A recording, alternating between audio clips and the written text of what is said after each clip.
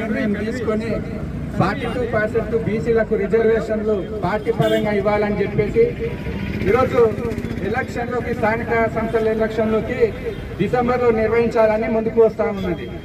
మేము ఏం డిమాండ్ చేస్తున్నాము అంటే ఈ బిజినపల్లి మండలం నుంచి నిరసన తెలియజేస్తూ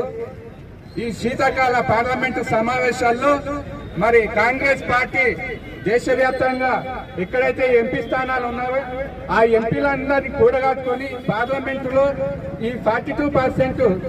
డిక్లరేషన్ పైన కామారెడ్డిలో ఇచ్చినటువంటి వాగ్దానం రాహుల్ గాంధీ గారు ఎవరైతే ఉన్నారో మరి ఆయన సమక్ష